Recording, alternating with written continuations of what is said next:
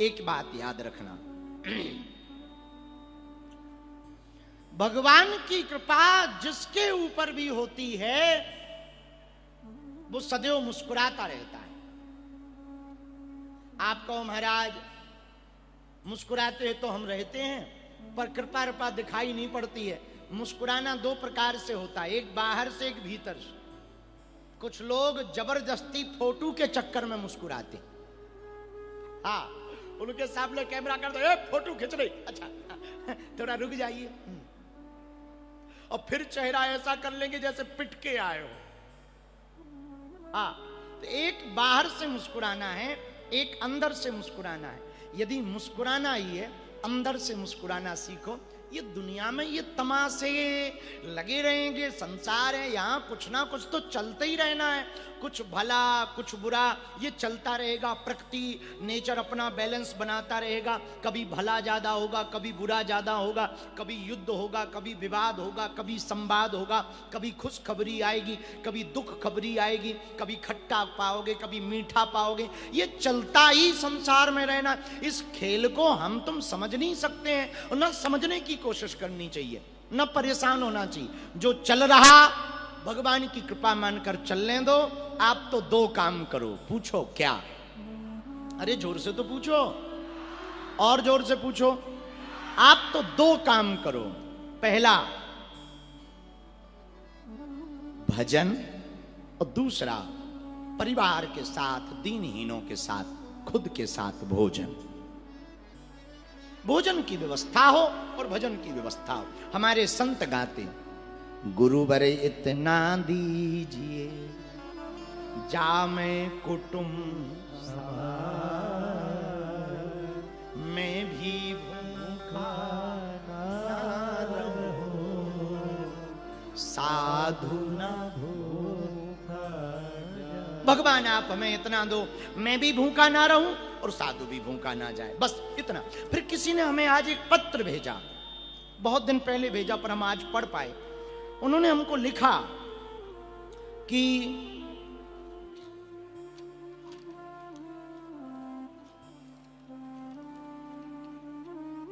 हाँ, उन्होंने हमें लिखा कि बार बार कथा क्यों सुननी चाहिए, हर बार कथा क्यों सुननी चाहिए? जब कथा फलदायी है, गुरु कृपावान होते हैं, एक बार की ही कथा में फल क्यों नहीं मिल जाता, मुक्त क्यों नहीं हो जाते, एक बार में ही भगवान क्यों नहीं मिल जाते?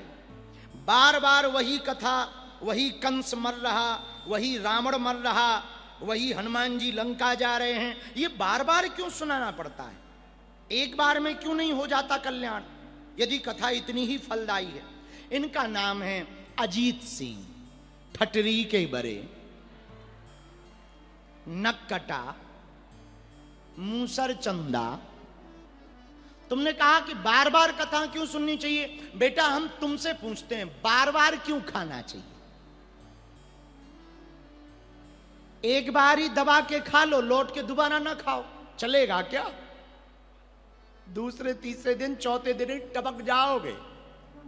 जैसे शरीर को पुष्ट रखने के लिए बार बार भोजन जरूरी है, वैसे ही आत्मा को पुष्ट रखने के लिए बार बार भगवान का भजन जरूरी है। फिर आपने पूछा कि बार बार हर बार क्यों? अजीत सिंह, हर बार इसलिए भगवान की कथा सुननी चाहिए। अच्छा, बर्तन होता 15 दिन में एक बार साफ कर लो तो क्या चमकता रहेगा? बोलिए जरा, बोलिए हाँ जी या ना जी। बार बार धोएंगे, बार बार साफ करेंगे तभी चमकेगा ना। बोलो हाँ या ना, अरे बोलो ना।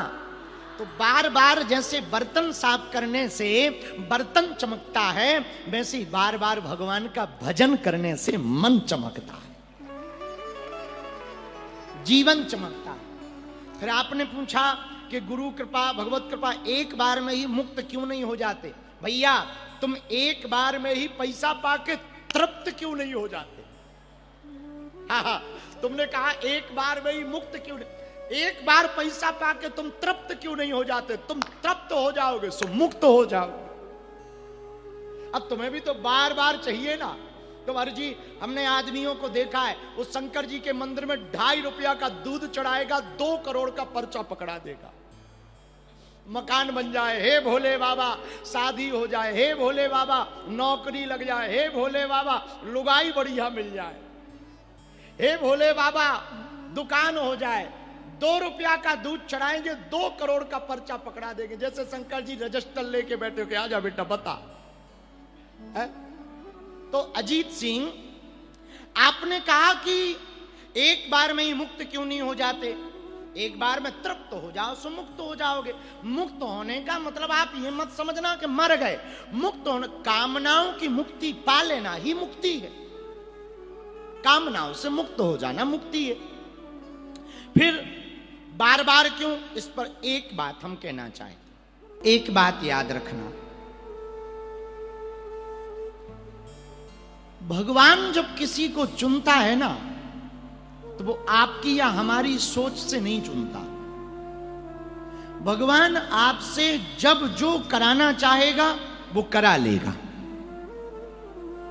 ये हमारा चुनाव नहीं है कि हम कथा कहें, ये आपका चुनाव नहीं है कि आप कथा में आओ, ये उस ठाकुर का चुनाव है, हमारे बालाजी का चुनाव है कि आप कथा में बैठो।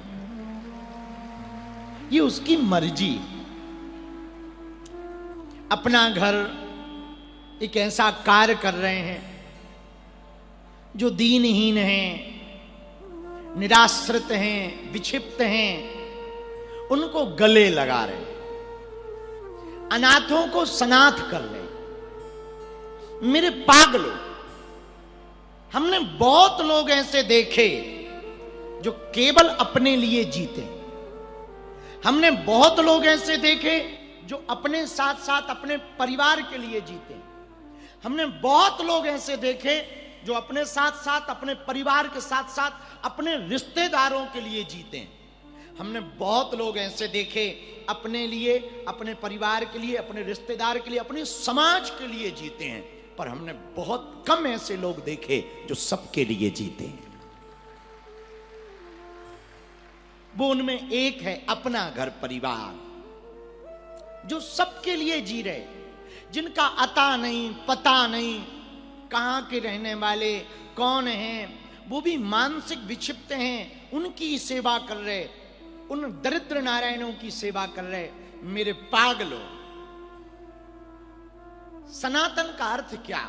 सनातन का अर्थ है सेवा, सनातन का अर्थ है समर्पण, सनातन का अर्थ है दया, सनातन का अर्थ है जीना। सेवा पहला प्रकल्प है।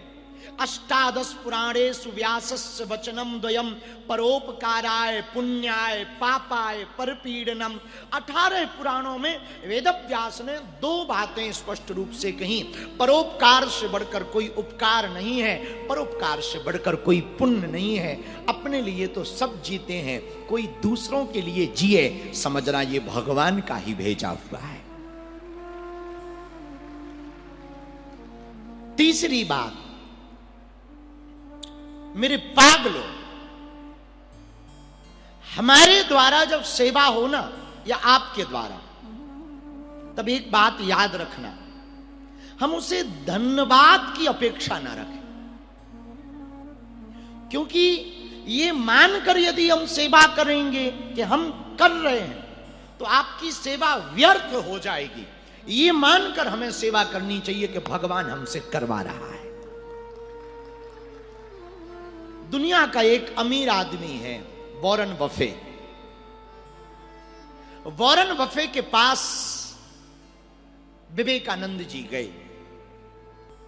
उन्होंने, विवेकानंद जी ने बताया कि हम भारत में कुछ एजुकेशन के लिए, शिक्षा के लिए कुछ करना चाहते हैं और आप हमें कुछ डोनेशन दो।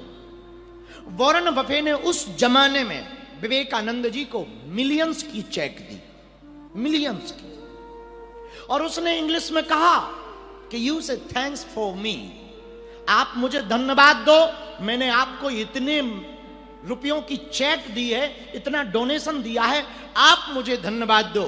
विवेकानंद मुस्कुरा कर बोले, भारत का साधु है, चुप थोड़ी रह सकता। भारत का साधु विवेकानंद मुस्कुरा कर बोले वॉरेन बफेट से, यू से फॉर मी थैंक्स, आप मुझे धन्यवाद दीजिए, मैंने आपको सेवा का मौका दिया है। आपको मैं धन्यवाद दूं, आप मुझे धन्यवाद दीजिए, मैंने आपको सेवा का मौका दिया है। मेरे पागलों, सेवा जब हम करें तो सेवा की तरह करें। सेवा में हम सम्मान पाने की इच्छा ना रखें, पहला गुण। जब सेवा करें तो सम्मान पाने की इच्छा ना रखें। सेवा में जब हम सेवा करें तो क्या घट गया क्या बढ़ गया, ये ध्यान ना रखें। जब हम सेवा करें तो सेवा में तीसरी बात याद रखें कि जिसकी हम सेवा कर रहे हैं उसे मनुष्य ना माने, उसे नारायण माने। और नारायण मानकर आप सेवा करोगे तो आपकी सेवा किसी मनुष्य के प्रति नहीं होगी, भगवान के प्रति हो जाएगी। और वैसे भी गोस्वामी जी ने तो लिखा ही है। बाबा गोस्वामी जी की पंक्तियां कहती हैं, सिया राम मैं सब जग कराऊं प्रणाम, जोड़ी जुग पाने। सब में राम है तो हम में भी राम है, तुम में भी राम है। तो हम जिसकी सेवा कर रहे उसमें भी तो राम है। हम भूखे को भोजन करवाएं, प्यासे को पानी पिलाएं या दीनहीन को कपड़े दें तो उसमें भी तो राम है। जब उसमें राम है तो हम ये मानकर सेवा ना करें कि हम गरीबों की सेवा कर रहे, ये मानकर सेवा करें कि हम दरिद्र नारायण की सेवा कर रहे हैं। वो एक नारायण है, हम उस नारायण की सेवा कर रहे हैं। तो हमें बहुत प्रसन्नता है